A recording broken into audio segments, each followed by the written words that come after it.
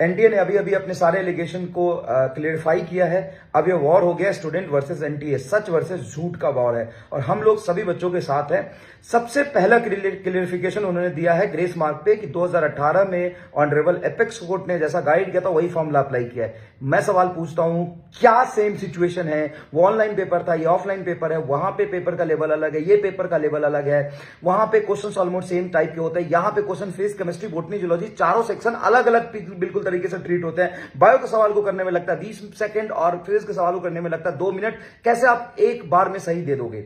सबसे पहला सवाल गलत कर रहे हो, ये सेम एप्लीकेबल नहीं होगा, हम लोग इसके लिए खड़े हैं। दूसरी बात, जब पेपर का लेवल पिछले साल और इस साल सेम था तो अचानक से सिर्फ एक क्वेश्चन के 2 आंसर देने की वजह से 64 बच्चे 7 आउट ऑफ 720 आ गए, 720 आउट ऑफ 720 आ गए। ये कैसे हो सकता है पॉसिबल? कहीं ना कहीं पेपर लीक हुआ है या ग्रेस की वजह से ये सारे कट ऑफ का प्रॉब्लम आ रहा है, जिससे कम से कम 50-60 हजार बच्चे जो 610 से लेकर के 650-60 के बीच में सेक्रीफाइस कर रहे हैं, जो टॉप में भी आ रहे हैं, वो भी 720 लाने पे, जेन्यून लाने पे उनको अच्छा कॉलेज में एम्स नहीं मिलेगा, तो ये गलत हो रहा है। तीसरी बात, जो पेपर लीक है, पुलिस ने भी ये देखा है कि कुछ मामले ऐसे हैं गुजरात और बिहार में, चंडीगढ़ में, हरियाणा में, पंजाब में, कि सिचुएशन ऐसा क्रिएट हुआ है राजस्थान में कि पेपर लीक की खबरें हैं, उसका प्रॉपर इन्वेस्टिगेशन नहीं कराया आपने। और आप कह रहे हो कि हमने जल्दी रिजल्ट दे दिया। मांग कौन रहा था? मांग कौन रहा था? किसको बता रहे हो? किसने बोला कि आपने जल्दी रिजल्ट दे दिया? तो मांग कौन रहा था जल्दी रिजल्ट? और जरूरी है कि जिस दिन देश का सबसे बड़ा जो एग्जाम चुनावी रिजल्ट आने वाला, उस दिन आप रिजल्ट दो।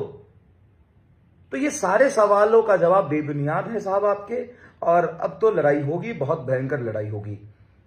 ये गलत डायरेक्शन में आप जा रहे हैं और ग्रेस मार्क को आपको हटाना ही पड़ेगा। और जहां पे भी गलत तरीके से पेपर आपने एग्जीक्यूट करा है, क्या आपने हिंदी मीडियम के बच्चों को इंग्लिश मीडियम का पेपर नहीं दिया? शर्म करो। आप इतने जगह पेपर लेते हो, आपके एक भी इन्विजिलेटर सही तरीके से ट्रेन नहीं होते हैं और उनको पता तक नहीं होता पेपर कैसे कराना है। गलत कोड बांटते हो आप।